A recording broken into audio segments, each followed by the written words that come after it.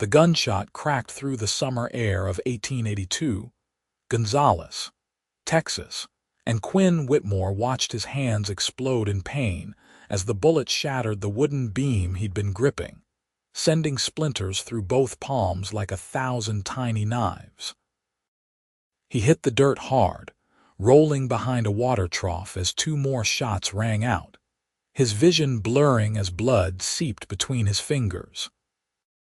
The bank robbers thundered past on horseback, their laughter cutting through the chaos of screaming townsfolk, and Quinn tried to push himself up, but his hands were useless, mangled things that sent white-hot agony up his arms with every attempted movement.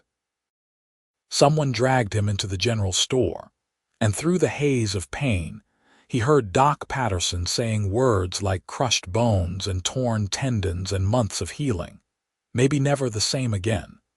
Quinn was 26 years old, and his entire life had been built on what his hands could do.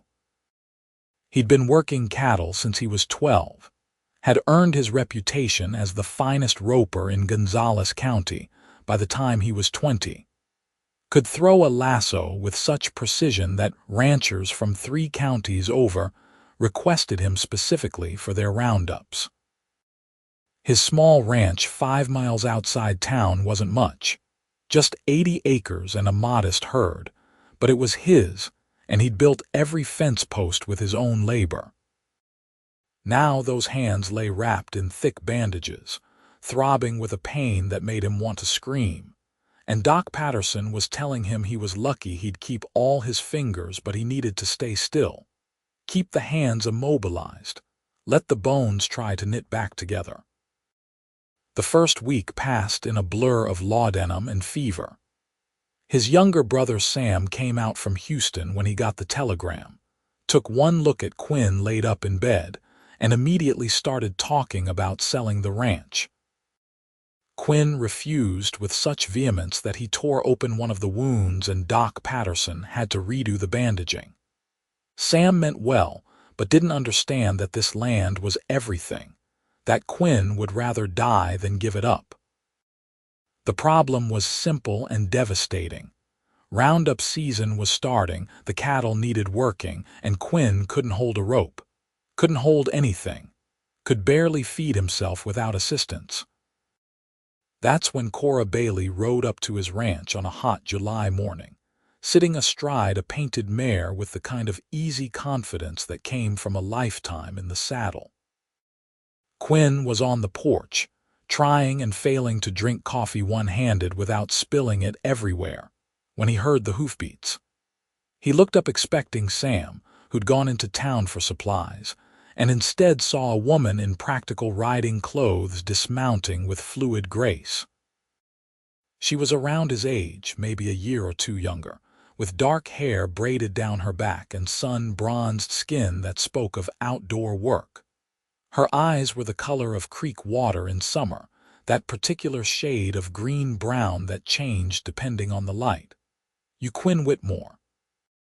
She called out, tying her horse to the rail. "Depends who's asking," Quinn said, immediately feeling foolish. His reputation for charm had apparently died along with his useful hands. "Cora Bailey, I heard in town you needed help with your herd." She climbed the porch steps and stood there, hands on hips, evaluating him with a directness that was both unnerving and refreshing. "Heard you were the best roper in the county before those bandits messed you up. Heard your cattle are going to scatter to hell and back if someone doesn't work them soon." Quinn felt heat rise in his face that had nothing to do with the July sun. "I don't need charity." "Good, because I'm not offering any." Cora pulled out a piece of paper from her vest pocket. "I'm offering employment. You need someone who can rope. I can rope. You teach me your techniques, the specific ways you work your cattle, and I'll do the physical labor until your hands heal. We split the profit from the cattle sales 70-30, your favor, since it's your herd and your land." "You can rope?" Quinn couldn't keep the skepticism from his voice. He'd known plenty of women who could ride, could shoot, could do any number of ranch tasks. But roping cattle required a specific kind of strength and skill that took years to develop. Cora's eyes flashed. My father ran a ranch over in Guadalupe County before he died. I've been roping since I could walk. Lost the land to debt after he passed. Been working odd jobs since. I'm good, Whitmore. Not as good as you were, probably, but good enough to keep your operation running. Were, Quinn repeated bitterly. Past tense. Doc Patterson says you might get full use back if you let them heal proper, Cora said, her voice softening slightly. But that means keeping them still for months, means accepting help. I saw what those bandits did to this town. I saw them ride out of here laughing while good people bled in the street. You want to let them win. Let them take your ranch along with your hands. Quinn looked down at his bandaged hands, useless clubs resting in his lap. Pride warred with practicality, and practicality won because she was right.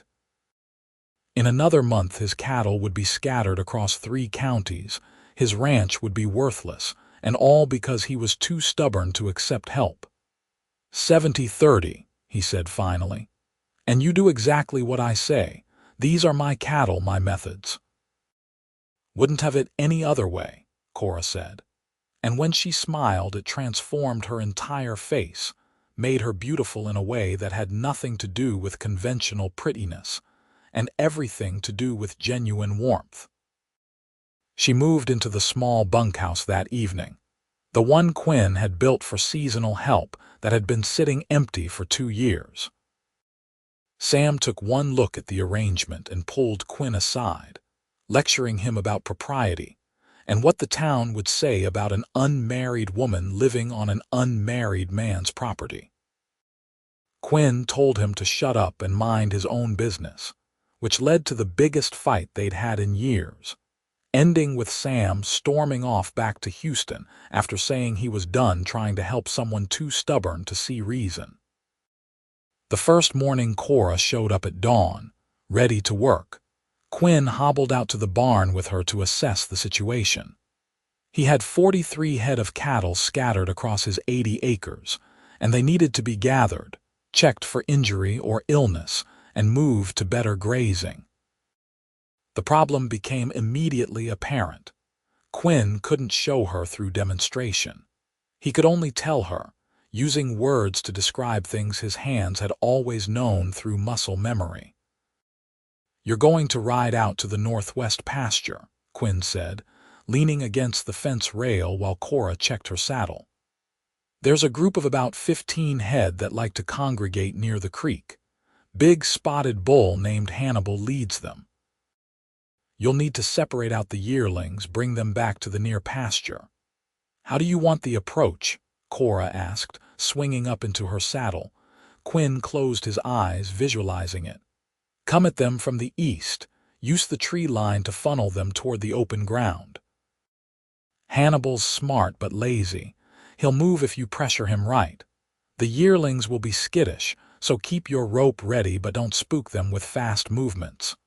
Cora nodded, absorbing the information.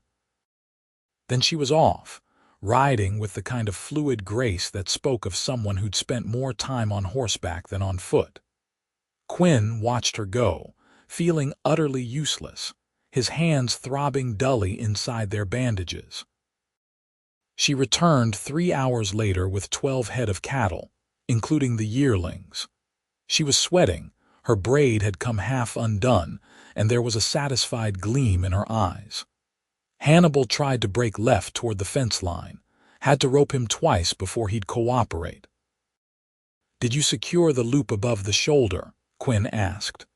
Just like you described last night, Cora confirmed, sliding down from her mare. Though I think my technique's different from yours. Want to watch me practice? They spent the next hour in the corral, Quinn calling out instructions while Cora practiced her roping technique on fence posts. She was good, he had to admit. Her throws were clean, her loops consistent. But there were small inefficiencies in her movement, ways her wrist turned that cost her precious seconds. Quinn found himself describing the mechanics of roping in ways he never had before, breaking down instinctive movements into their component parts. "Your elbow needs to come up more," he said, frustrated by his inability to just show her. "You're dropping it right before the release, which is throwing off your accuracy." Cora tried again, and this time the loop sailed true, settling perfectly over the post. She turned to Quinn with a questioning look. "Better," he admitted. "Again." They fell into a rhythm over the next few days. Cora would work the cattle while Quinn supervised, and in the evenings they'd practice techniques in the corral. She cooked dinner because Quinn couldn't manage it with his hands, and he found himself looking forward to those meals more than he should. Cora was easy to talk to, quick-witted with a dry sense of humor that caught him off guard. She told him about growing up on her father's ranch, about learning to rope by practicing on her older brothers who'd chase her around the barn in retaliation. "They always said I'd rope myself a husband someday," Cora said one evening, stirring a pot of stew over the stove.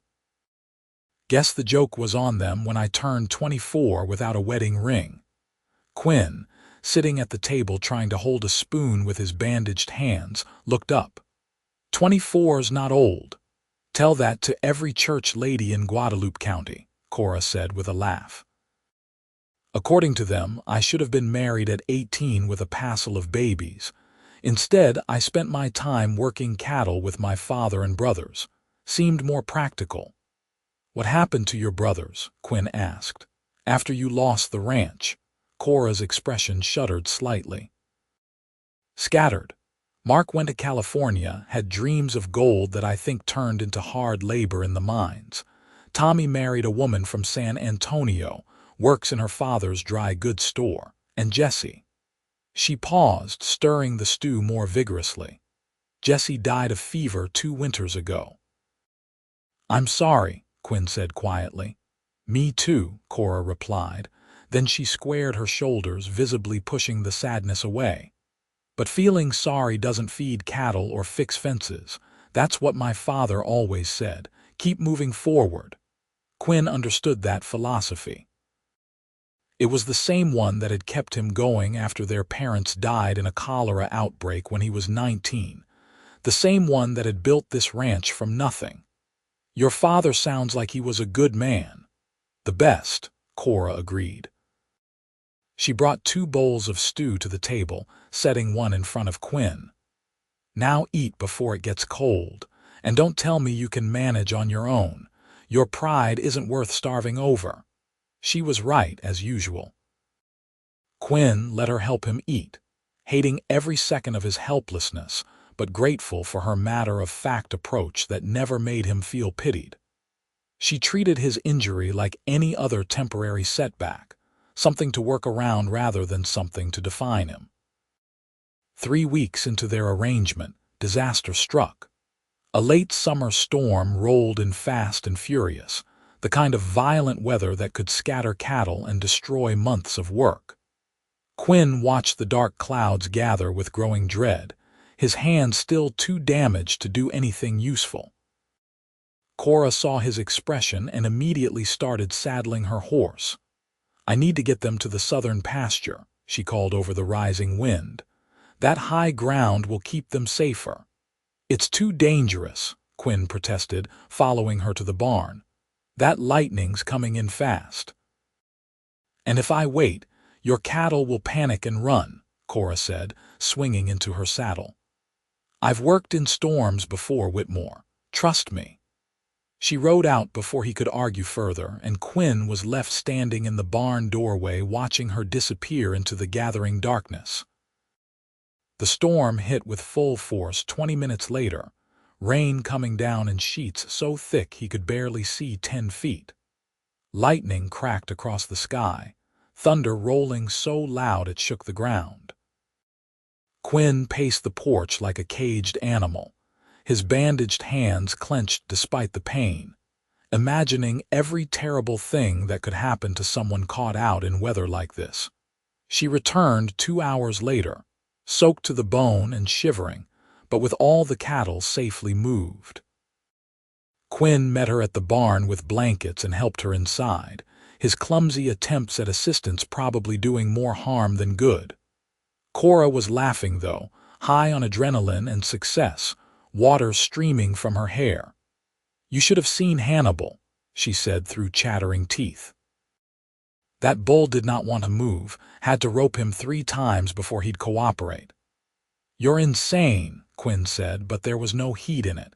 He was too relieved she was safe, too impressed by her skill and courage. "You could have been killed." "But I wasn't," Cora pointed out. She stripped off her soaked vest, and Quinn found himself very deliberately looking away, suddenly aware of how alone they were, how the rain hammered against the roof creating an intimate cocoon. "Your cattle are safe. That's what matters."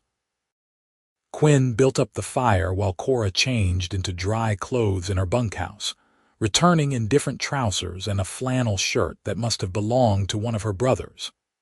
They sat by the fire drinking coffee, listening to the storm rage outside, and Quinn felt something shift between them.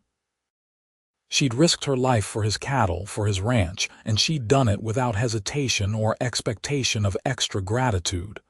She'd done it because it needed doing. "Thank you," he said quietly, "for everything, not just tonight." Cora looked at him over her coffee cup, her wet hair drying in waves around her face. "You don't need to thank me. This is the job." "It's more than the job," Quinn insisted. "You've kept this place running when anyone else would have watched it fall apart. You've worked harder than any hired hand I've ever had, and you've never once made me feel less than because of these." He held up his bandaged hands. Something flickered in Cora's eyes, an emotion Quinn couldn't quite name. "You're not less than Quinn. You're healing. There's a difference." The way she said his name, soft and certain, made his heart do something complicated in his chest.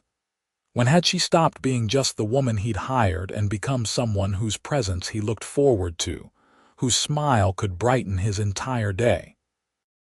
August bled into September, and Quinn's hands slowly began to heal. Doc Patterson changed the bandages weekly, each time reporting cautious progress. The bones were setting, the torn tissue repairing itself. But it was slow, achingly slow, and Quinn had never been good at patience. Cora, meanwhile, had transformed into an indispensable part of the ranch. She worked from dawn to dusk, handling tasks Quinn couldn't, always asking for his input and expertise but executing everything with her own capable hands. They went into town together one Saturday for supplies, and Quinn noticed the looks they got. Disapproving frowns from the church ladies, speculative glances from the men. Mrs.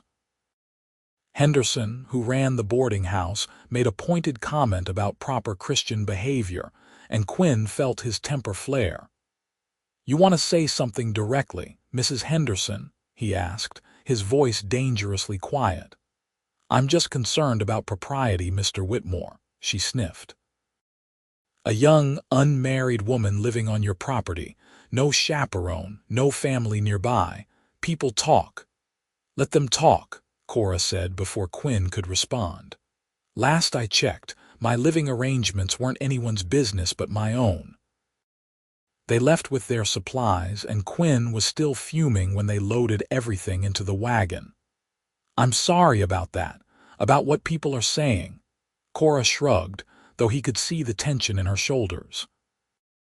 "I stopped caring what people thought when I was 16 and decided I'd rather rope cattle than learn needlepoint. Can't live your life worried about gossip." But Quinn worried. Not because he cared what the town thought, but because Cora deserved better than to have her reputation dragged through mud because she'd been kind enough to help him. He turned that worry over in his mind all the way back to the ranch, trying to figure out what to do about it. That night, sitting on the porch after dinner, Quinn made a decision. "I've been thinking about what Mrs. Henderson said." Cora, who'd been mending a bridle, looked up with a frown. "Don't tell me you're about to do something stupid like ask me to leave." Opposite, Quinn said. I'm thinking maybe we should get married. The words hung in the air between them. Cora's hand stilled on the bridle, and her expression was unreadable. That's the worst proposal I've ever heard. Quinn felt heat creep up his neck. I'm not saying it came out right. What I mean is it would solve the problem, make it respectable. And honestly, Cora, I can't imagine running this place without you anymore. These past couple months working with you, it's been. He struggled for words. It's been good, really good. You fit here. So you want to marry me to make the church ladies happy and because I'm useful, Cora said slowly. Her voice was carefully neutral, giving nothing away. No, that's not. Quinn ran a bandaged hand through his hair in frustration. I'm doing this all wrong. The truth is, I think about you all the time. When you're out working the cattle, I worry. When you come back safe, I'm relieved in a way that has nothing to do with ranch work. When you smile at some stupid joke I make, it's the best part of my day. I don't know exactly when it happened, but somewhere between you showing up here and now, I stopped thinking of you as hired help and started thinking of you as someone I couldn't imagine my life without. Cora set down the bridle carefully. In the lamplight, her face was soft, vulnerable in a way he'd never seen. You mean that? Every word, Quinn said. I know my timing's terrible. I know I'm still healing, that I can't offer you much right now except a struggling ranch and a man who can't even hold a rope. But if you'll have me, Cora Bailey, I promise I'll spend every day trying to be worthy of you. She was quiet for a long moment, and Quinn's heart hammered in his chest. Then she smiled, that genuine warm smile that transformed her face. Yes. Yes, Quinn repeated, hardly daring to believe it. Yes, I'll marry you, Cora said. But not because of town gossip or because it's practical. I'll marry you because when I'm out working those cattle, I'm thinking about how to make you proud. When I come back at the end of the day, seeing you on this porch is the best homecoming I could ask for. And when you look at me the way you're looking at me right now, I feel like maybe I finally found where I belong. Quinn stood up, crossed to where she sat, and even though his hands were clumsy and bandaged, he cupped her face as gently as he could. Can I kiss you? I was wondering when you'd get around to that, Cora said. And then she was kissing him, her hands in his hair, and Quinn had never felt anything so right in his entire life. They were married 2 weeks later in the small church in Gonzales, with Doc Patterson standing as Quinn's witness and Mrs. Chen from the general store standing for Cora. Sam came back from Houston for the wedding, apologizing stiffly for his earlier harsh words and shaking Cora's hand with cautious approval. The ceremony was simple, the vows traditional, but when Quinn slipped the gold band onto Cora's finger, his hand still bandaged but steady, he felt like he was making the most important promise of his life. The town gossip shifted from scandalous to romantic overnight, as small towns do, and suddenly everyone had known all along that Quinn Whitmore and Cora Bailey were perfect for each other. Quinn found it amusing. Cora found it irritating. They both ignored it and focused on the ranch. October brought cooler weather and the main roundup season. Quinn's hands were healing but still not strong enough for rope work. Doc Patterson was cautiously optimistic about full recovery, but insisted on at least another 2 months of careful use. So Cora continued doing the roping while Quinn handled other tasks, the ones that didn't require the grip strength and dexterity that still eluded him. They worked as a team, Quinn's knowledge combined with Cora's physical capability, and the ranch thrived in ways it never had when Quinn worked alone. You need to angle him toward the fence, Quinn called from his position on horseback. They were working a particularly stubborn steer, and Cora was positioned to cut him off. He's going to break left. Sure enough, the steer tried to bolt left, but Cora was ready, her rope sailing out to catch him cleanly. She secured him with efficient movements, and Quinn felt a surge of pride watching her work. She'd taken everything he'd taught her and made it her own, developing a style that was uniquely effective. That evening, alone in the house that was now theirs together, Cora helped Quinn with the exercises Doc Patterson had prescribed for his hands.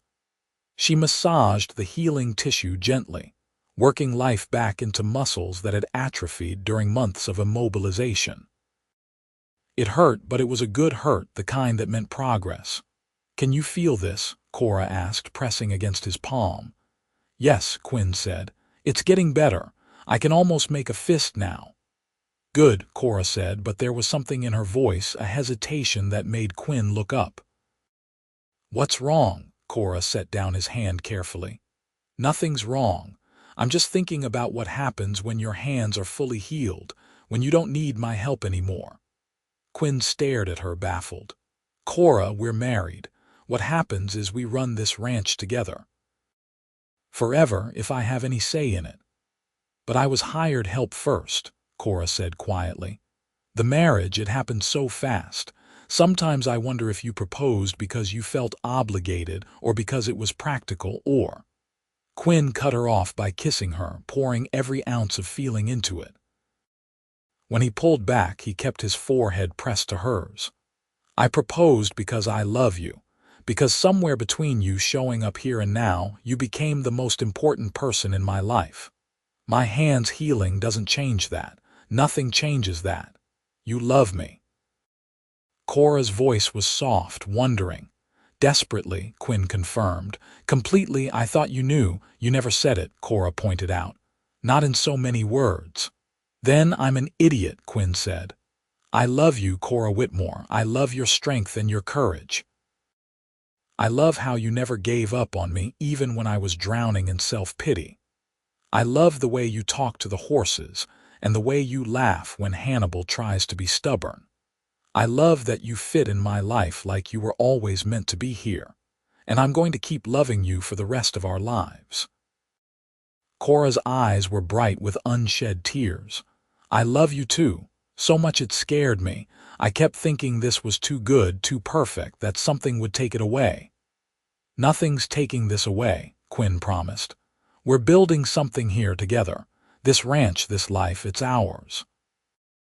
They made love that night with a tenderness that felt like its own kind of vow, Quinn's healing hands exploring his wife's body with growing confidence, Cora's touch reverent and sure.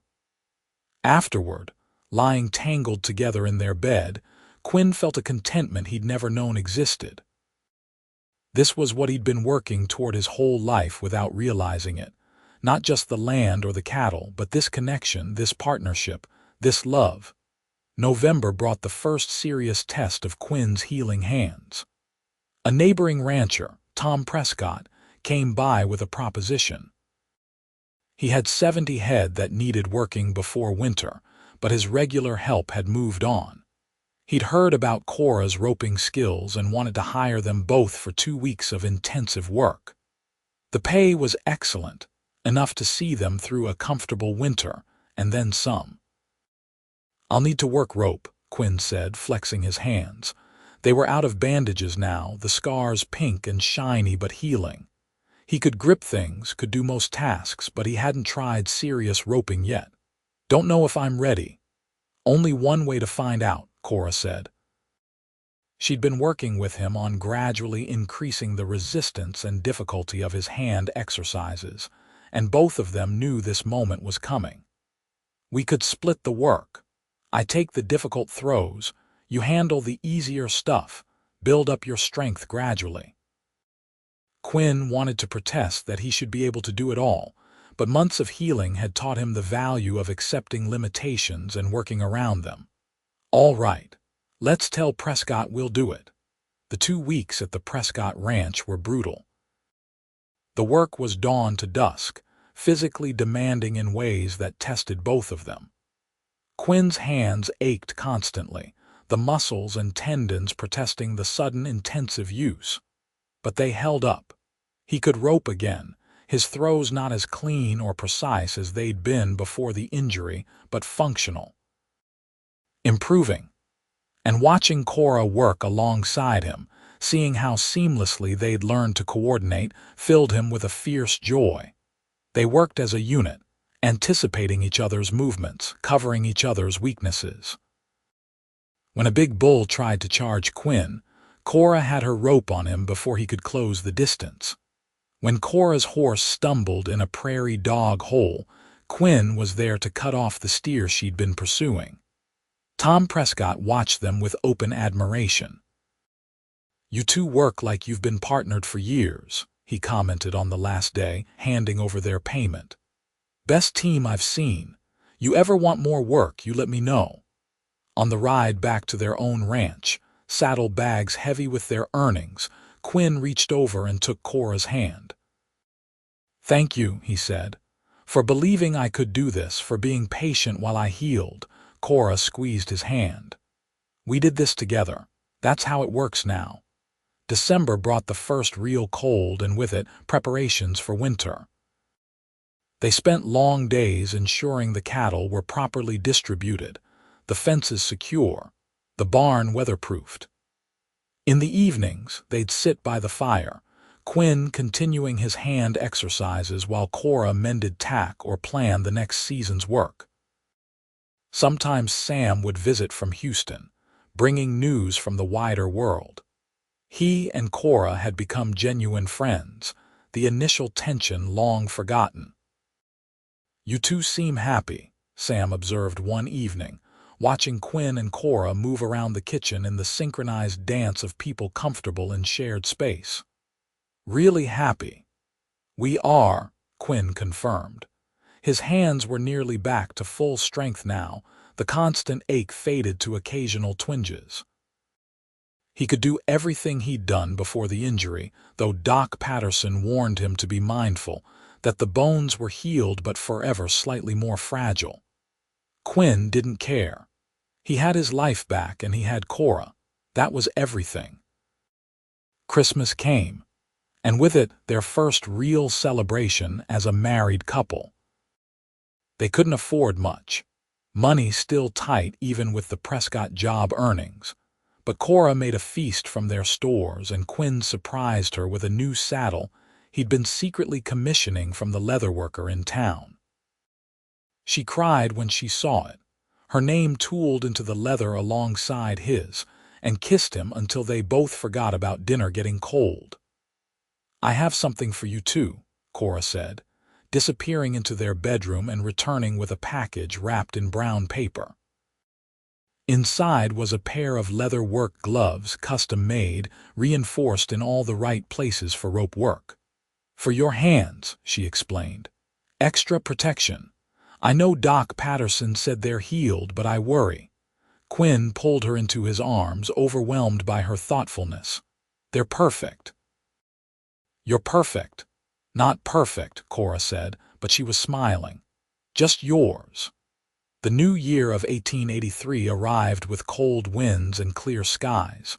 Quinn and Cora spent New Year's morning working the cattle, then the afternoon in town celebrating with neighbors. Everyone wanted to hear about their successful partnership, about how Quinn's hands had healed, about their plans for expanding the ranch. The same people who'd gossiped viciously 5 months ago now treated them like the town's success story. Quinn found it hypocritical. Cora found it predictable. They both chose to focus on the genuine well-wishes and ignore the rest. In late January, Cora came to Quinn with news that made his heart stop. "I'm pregnant," she said simply, watching his face for reaction. "Due sometime in August, Doc Patterson thinks." Quinn couldn't speak for a moment, emotion closing his throat.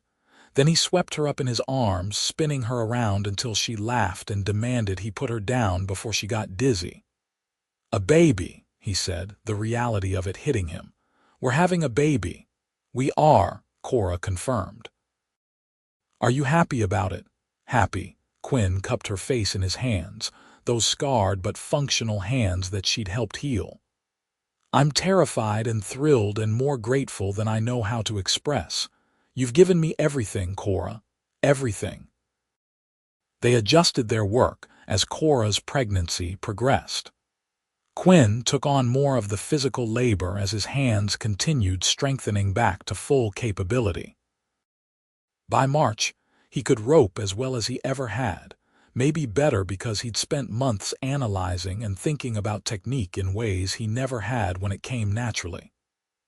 Cora handled the tasks that kept her closer to home, managing the books, coordinating sales, planning their expansion. "We should think about hiring someone," Cora said one evening. She was 5 months along now, her belly just beginning to show. "For when the baby comes, I'm not going to be able to work full days for a while." Quinn had been thinking the same thing. Tom Prescott mentioned his nephew was looking for ranch work. Young kid, maybe 19, but Prescott says he's a hard worker and needs to learn the trade. We could take him on, train him up. They hired Daniel Prescott in April, a lanky teenager with more enthusiasm than skill but a genuine willingness to learn. Quinn taught him roping with a patience he'd learned from teaching Cora, breaking down the complex movements into manageable pieces. Daniel was clumsy at first, his loops sailing wide or falling short, but he improved with practice. Having another set of hands around the ranch lifted a weight Quinn hadn't realized he was carrying. May and June passed in a blur of work and preparation. Cora transformed the small spare room into a nursery, sewing baby clothes and organizing supplies with the same methodical efficiency she brought to ranch work. Quinn built a cradle from oak, his hands steady and sure now, the injury fully healed. Sometimes he'd pause in his work and marvel at how far he'd come.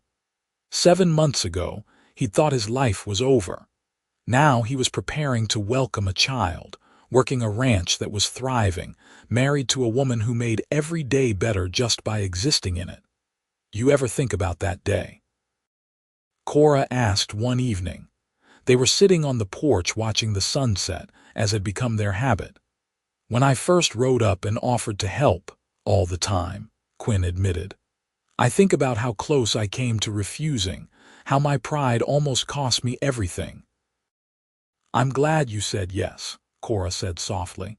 She was resting against him, his arm around her shoulders, her hand on her swollen belly.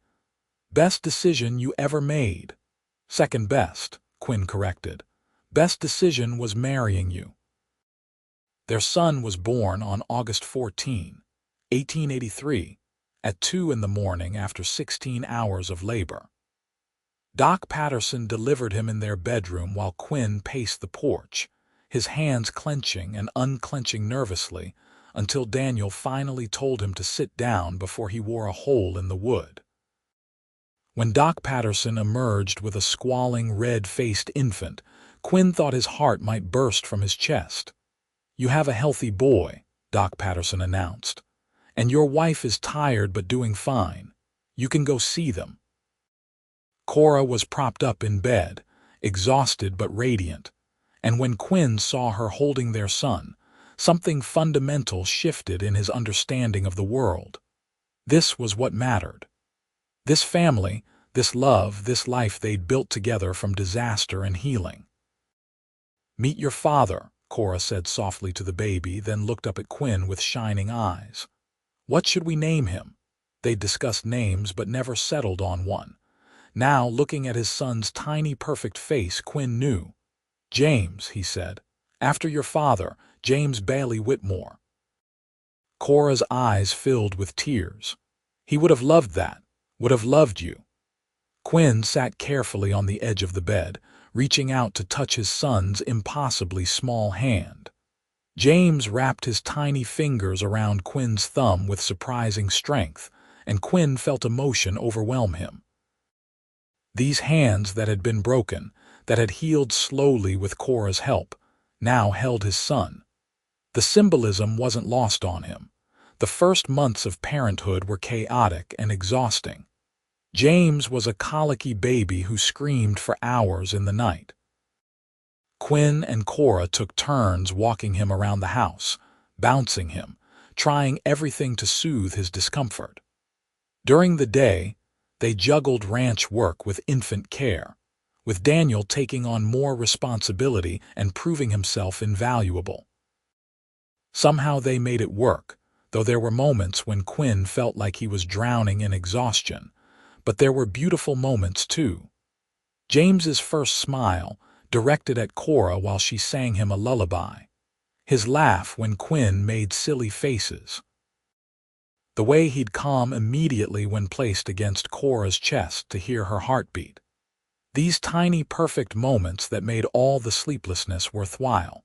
By December, James was sleeping through the night, and life settled into a new normal. Cora was back to working the ranch part-time, though she kept James close, often strapping him to her back in a sling while she did lighter tasks. Quinn's hands were fully functional now, strong and capable, the scars barely noticeable. He could do everything he'd done before the shooting, though he was more cautious now, more aware of how quickly everything could change. "Happy?" Cora asked one evening. They were in the parlor, James asleep in his cradle, a fire crackling in the hearth. Outside, snow was beginning to fall, the first real snow of winter. Quinn looked around at their home, at his wife curled up beside him, at their sleeping son, at the life they'd built together. "Happier than I ever imagined possible," he said honestly. "You?" "So happy it scares me sometimes," Cora admitted. "Like maybe I don't deserve this much good fortune." Quinn pulled her closer. "You deserve everything good in this world. You saved me, Cora. Saved my ranch, saved my life, saved me from drowning in bitterness over things I couldn't change. I don't know where I'd be without you, but it wouldn't be here. It wouldn't be happy." "We saved each other," Cora corrected. "You gave me a home when I had nothing, gave me purpose, gave me a family. The years that followed were good ones." The ranch prospered under their joint management, their reputation for quality cattle spreading throughout the region. They hired more help as they expanded, but Daniel remained their right hand, eventually marrying a girl from town and building a small house on the property. James grew into a sturdy toddler, then a rambunctious child who learned to ride almost before he could walk. In 1885, Cora gave birth to their daughter, Sarah, who had her mother's green-brown eyes and her father's stubborn determination. 2 years later came another son, Thomas, named for Tom Prescott, who'd given them that crucial job when Quinn was first healing. Their house expanded along with their family, Quinn adding rooms as needed, his hands steady and sure in the work. Quinn's injury became a story they'd tell sometimes, on quiet evenings when the children asked how Mama and Papa met. Cora would describe riding up to find a stubborn, wounded cowboy who almost refused help. Quinn would talk about watching in awe as this woman proved she could rope better than most men he knew.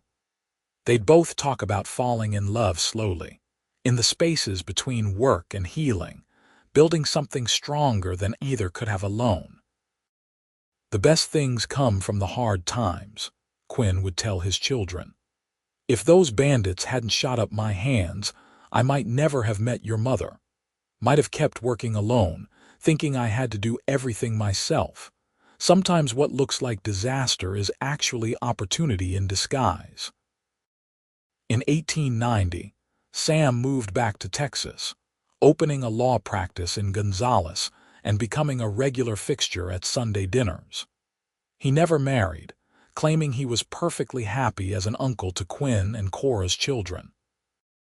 Doc Patterson retired, his practice taken over by a young doctor from Philadelphia who was startled but impressed by how effectively Quinn and Cora ran their ranch as equal partners. The town of Gonzales grew and changed around them. The wild days of bank robberies and shootouts faded into memory, replaced by schools and churches and steady commerce. But Quinn never forgot those bandits, never forgot the sound of splintering wood, and the moment his hands exploded in pain. Because that moment, terrible as it was, had set him on the path to everything he loved. By 1895, the Whitmore Ranch was one of the most successful operations in Gonzales County. They ran nearly 300 head of cattle, employed 6 full-time hands, and had established a reputation for fair dealing and quality stock. James was 12 and already showing talent with rope, though Quinn insisted he focus on his schooling too.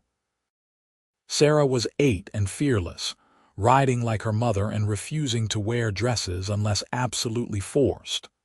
Thomas was 6 and fascinated by everything, constantly asking questions that Quinn and Cora did their best to answer. "We did good," Cora said one evening. They were on the porch again, their favorite spot, watching their children play in the yard while the sun set over their land. She was 40 now, streaks of silver in her dark hair, lines around her eyes from years of squinting in the sun. To Quinn, she'd never been more beautiful. "We did," Quinn agreed. He was 42, his own hair graying at the temples, his hands bearing the permanent scars of that long-ago injury. But those hands were strong, capable of holding rope, holding his wife, holding his children. Better than I ever dreamed. "Remember when you could barely hold a coffee cup," Cora teased. "Spilled it all over yourself the first day I arrived. Remember when you thought you could just ride up and demand employment," Quinn countered. "The audacity of it." "The audacity that saved your ranch," Cora pointed out, laughing. "Admit it, Whitmore, you needed me." Quinn took her hand, raising it to his lips and kissing her scarred knuckles, marks from years of hard work. "I needed you," he agreed. "Need you still, will need you until my last breath." "Good," Cora said, squeezing his hand. "Because you're stuck with me, through broken hands and colicky babies and expanding ranches and whatever else life throws at us." "Wouldn't have it any other way," Quinn said, and meant it with every fiber of his being. As 1895 turned into 1896, they celebrated their 13th wedding anniversary with a party that filled their house and spilled out onto the property. Friends and neighbors came from across the county, bringing food and well wishes and stories about the legendary partnership between Quinn and Cora Whitmore.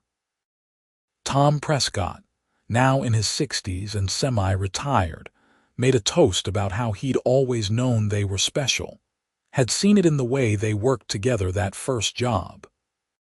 Sam gave a speech about his stubborn older brother learning the value of accepting help, earning laughs from everyone who knew the story. Daniel, now the ranch foreman with 3 kids of his own, talked about how Quinn and Cora had taught him everything he knew about ranching and life. And Doc Patterson, brought out of retirement for the occasion, reminisced about first treating Quinn's shattered hands and never imagining they'd lead to this family, this success, this love story. "To Quinn and Cora," someone shouted, raising a glass. "To partnership," someone else added. "To love that heals," Doc Patterson said quietly. And that toast resonated through the crowd, people nodding and drinking and smiling at the couple who'd proven that sometimes the hardest times lead to the best things. Late that night, after the party ended and the children were asleep and the house was quiet, Quinn and Cora lay in bed talking softly. They did this often, reviewing the day, planning the next, simply enjoying each other's company. 13 years, Cora marveled. "Feels like yesterday you were fumbling through a marriage proposal on the porch." "Worst proposal in history," Quinn admitted, laughing at the memory. "I'm amazed you said yes." "I saw through the terrible words to what you really meant," Cora said. She traced the scars on his palm, the thin white lines that remained from that violent day. "These hands that were too broken to hold a rope. I watched you heal, Quinn. Not just physically, but in every way. You went from someone drowning in loss to someone building a life." "That was worth saying yes to." Quinn caught her hand, kissing her palm. "You did the roping while I healed slow, kept everything together, kept me together. "We kept each other together," Cora corrected. "That's what partners do." As Quinn drifted toward sleep, his wife beside him and his children safe in their rooms and his ranch thriving beyond his wildest dreams, he thought about the journey that had brought him here.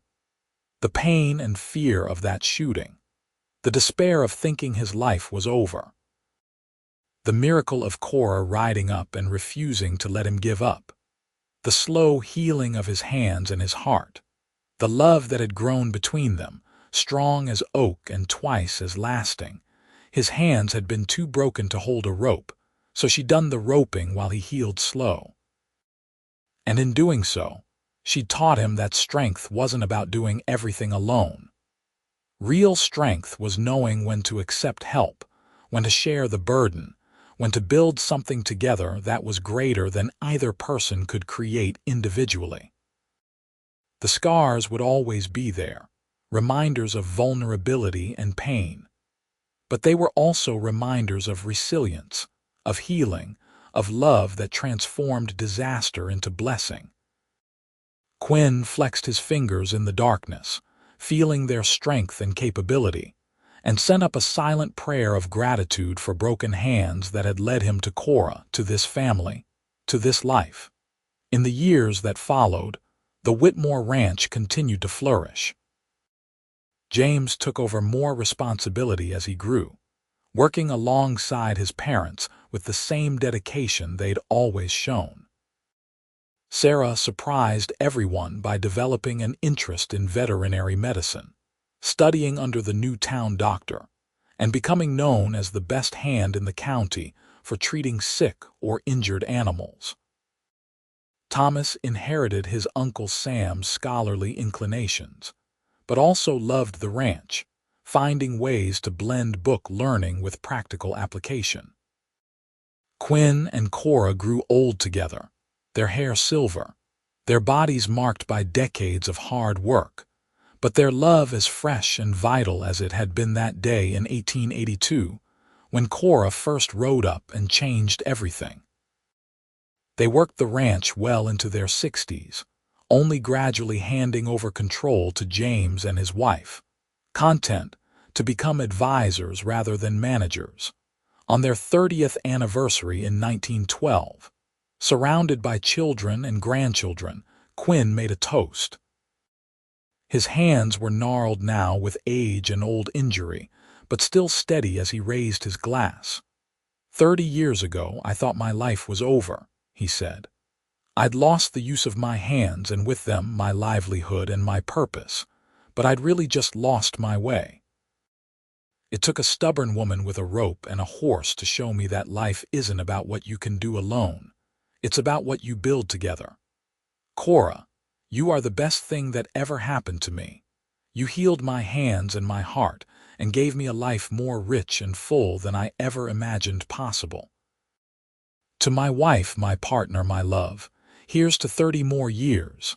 I'll drink to that, Cora said, her eyes bright with happy tears. Though you better take care of yourself, Whitmore. I plan on having you around for at least 30 more. They didn't quite make 30 more years. Quinn passed peacefully in his sleep in 1928 at the age of 75. Cora beside him as she'd been for 46 years. His children and grandchildren surrounded him, the ranch he'd built thriving, his legacy secure not just in land and cattle but in the values he'd lived. Hard work, resilience, and the understanding that accepting help wasn't weakness but wisdom. Cora lived another 5 years, remaining on the ranch she'd helped build, still riding out occasionally to check the cattle despite her children's protests. She'd tell anyone who'd listen about the cowboy with broken hands who'd stolen her heart, about building a life together from nothing but hard work and love. When she died in 1933 at 77, she was buried beside Quinn under an oak tree they'd planted together their first year of marriage. Their headstone was simple: Quinn Whitmore, 1853–1928, and Cora Bailey Whitmore, 1856–1933. Below their names, a single line: partners in life, love, and legacy. But the real monument to their love was the ranch that continued thriving under their descendants' care. The values they'd instilled in their children carrying forward through generations. And in the stories told on summer evenings, when grandchildren and great-grandchildren would ask about the old days and hear about a cowboy whose hands were too broken to hold a rope, and the woman who did the roping while he healed slow, and how that simple act of partnership became the foundation for a love that lasted a lifetime and a legacy that endured far beyond. The end came not with drama but with quiet contentment, 2 lives well lived, 2 people who'd found each other at exactly the right moment and built something beautiful from broken beginnings. In the fertile soil of Gonzales, Texas, their love story took root and flourished, proving that sometimes the worst moments lead to the best things, and that healing, whether of hands or hearts, happens slowly but surely when you have the right person by your side. Their children grew old telling the story, their grandchildren passed it down, and through all the decades that followed, the tale remained the same. His hands were too broken to hold a rope, so she did the roping while he healed slow. And in that simple act of service and partnership, they found love that transcended time, circumstance, and all the challenges life could throw at them. It wasn't a fairy tale with magic and impossibility. It was something better. A real story about real people who chose each other every day, who worked together through difficulty and triumph, who built a life based on mutual respect and genuine affection, and who proved that the strongest bonds are forged not in moments of glory but in the quiet daily choice to stand together, partner with partner, healing and growing and loving through all the years given to them.